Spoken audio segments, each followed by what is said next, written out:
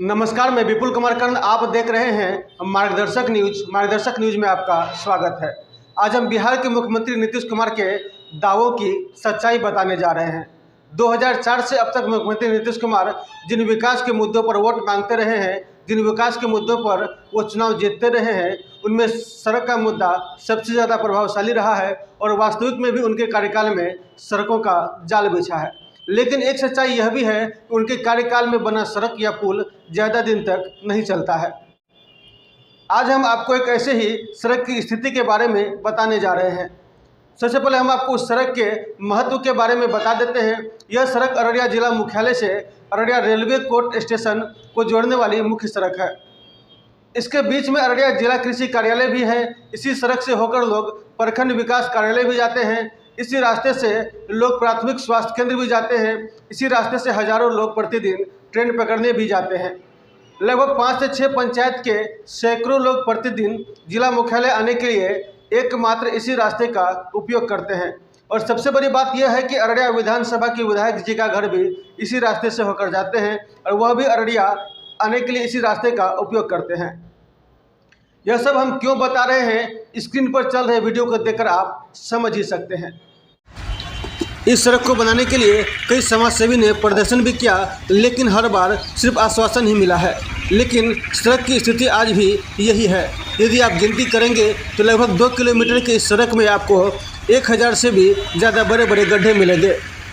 आप इस तस्वीर में कई जगह ऐसा देखेंगे जो आपको लगेगा यह कोई नदी या तालाब है, लेकिन यह कोई नदी या तालाब नहीं, बल्कि अररिया कोर्ट रेलवे स्टेशन सड़क की यह स्थिति है, जहां इतने बड़े बड़े गड्ढे हैं कि बरसात के पानी जमा होने पर लगता है कोई तालाब है।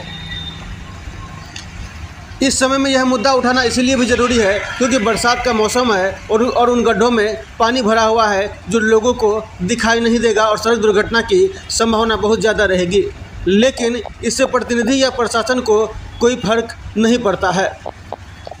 प्रशासन और प्रतिनिधि दोनों तो लग्जरी गाड़ी में घूमते हैं, उन्हें जर्किन का भी पता नहीं चलता होगा। उन्हें क्या फ़र्क पड़ता है कि जनता की परेशानी क्या है, जनता किस तरह से सड़क पर चलती है।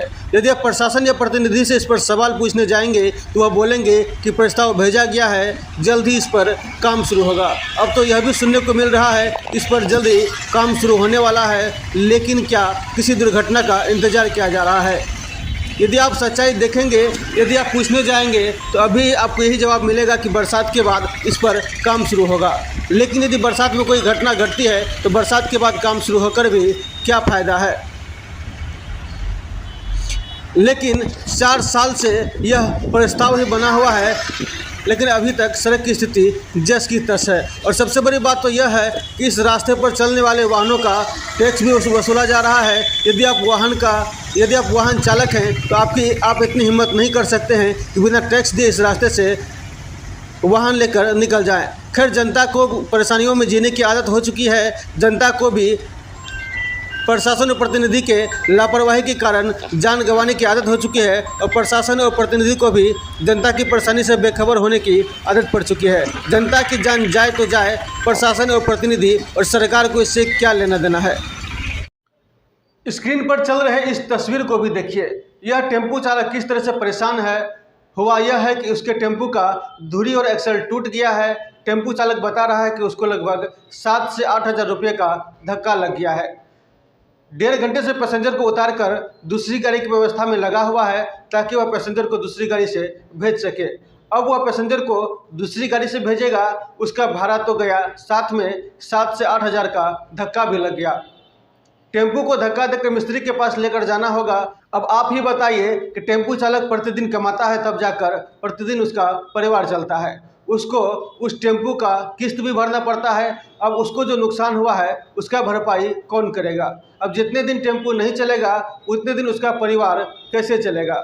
जब तक गाड़ी बंद रहेगा तो वह गाड़ी का किस्त कैसे भरेगा? अब बताइए, टेम्पू चालक की इस नुकसान का भरपाई कौन करेगा जो प्रशासन और प्रतिनिधि की लापरवाही से हुआ है? ऐसी घटनाएं रोज होते रहती है, लेकिन सुनने वाला कोई नहीं है। आइए आपको दिखाते हैं टेम्पू चालक इस विषय पर क्या कहता है। इस गाड़ी के ड्राइवर आप ही हैं? क्या समस्या हुआ गाड़ी में? रोड खराब होने के चक्कर में गाड़ी का धुरी टूट गया है। आप लोग तो रोड का टैक्स देते हैं, बिना टैक्स से का ही गाड़ी चलता है। जब आप लोग टैक्स रोड का देते हैं तो कभी आप लोग सवाल उठाए हैं इस पे कि खराब रोड? सवाल उठाएंगे, हमसे बड़े बड़े प्रतिनिधि चलता है इस रोड पर, हमसे बड़े बड़े प्रतिनिधि चलता है, उन लोग को ध्यान नहीं है तो हमको क्या ध्यान रहेगा। आपका गाड़ी में जो अभी समस्या हुआ है तो इसमें कितना का नुकसान हुआ आपको अभी? इसमें कम से कम भी 7-8 हज़ार का नुकसान। ये रोड इतना खराब है कि इसमें रोजाना गाड़ी चलाते हैं, रोज का इतना नुकसान है। कोई ना कोई गाड़ी का कोई ना कोई धंधा होता रहता है। ये गाड़ी जो है मेरा सामने लगा हुआ है, इसमें कम से कम भी 7 और 8 हज़ार के बीच का खर्चा है। अभी अभी खराब हुआ है ये बारिश के हालात में। पैसेंजर देखिए कैसे घूम रहा है सब तरफ। क्या नुकसान हुआ आपका? गाड़ी का एक्सल टूट गया है, नीचे का दूरी एक्सल दोनों साथ टूटा है। आइए हम आपको अब एक ऐसे समाज सेवी का बयान सुनाते हैं जो कई सालों से लगातार इस सड़क का मुद्दा उठाते आ रहे हैं। आप लोगों के द्वारा स्टेशन रोड की स्थिति को सुधार के लिए लगातार प्रयास किया जा रहा था, तो आपसे ये जानना चाहते हैं कि देखिए, चूँकि ये जो आपको नेशनल हाईवे से अररिया कोट रेलवे स्टेशन जाने वाली सड़क है, यह आपको विगत 8-9 वर्ष से जो है सो इसी स्थिति में है। क्योंकि एक बार हमारी संगठन सीमांचल युवा जागरण मोर्चा ने पूर्व में भी 2011 में इसके लिए आंदोलन किया था। तो उस वक्त यहाँ के हमारे जिला पदाधिकारी थे प्रधान जी, उन्होंने श्रम विकास योजना के तहत जो है राशि निर्गत करके इस सड़क का निर्माण कराया था। लेकिन दुर्भाग्य है, निर्माण के 2-3 वर्ष के बाद ही सड़क जो है तो फिर डैमेज हो गया, और उसको लेकर अभी तक समझिए कि यह डैमेज ही है। इसको लेकर हम लोग पुनः जो है सो कई बार धरना प्रदर्शन, आंदोलन किए, अनिश्चितकालीन भूख हड़ताल भी की कि जल्द से जल्द इस सड़क का निर्माण हो। तो उस समय सड़क जो है सो इसको पेच में फंसा के जिला परिषद और ग्रामीण कार्य विभाग कहा जाए, ये दोनों ने आपस में रखा था। खैर बहुत हद तक जो है सो मामला इसका सुलझ गया है, लेकिन क्या वजह है, क्योंकि हम लोगों को तो जानकारी मिली थी कि इसको जो है सो बहुत जल्द ग्रामीण कार्य विभाग के द्वारा पथ निर्माण विभाग को सौंप दिया जाएगा और इसके बाद इसका टेंडर होके इसका निर्माण कराया जाएगा। लेकिन देख लीजिए कि 2023 का सावन महीना घुस गया है, बारिश का मौसम है, और बारिश के मौसम में जगह जगह गड्ढों में पानी भर जाने की वजह से आए दिन दुर्घटनाएं घटित हो रही है। इस बाबत हम लोगों ने आपस में एक विचार किया है कि बहुत जल्द हम लोग जो है सो पथ निर्माण विभाग के कार्यपालक अभियंता से मुलाकात करेंगे कि आखिर क्या वजह है, क्या आपको स्वीकृति नहीं मिली है, या यदि स्वीकृति आपको मिल चुकी है तो जल्द से जल्द इसका निविदा निकालें ताकि आम लोगों को समस्या से निजात मिल सके।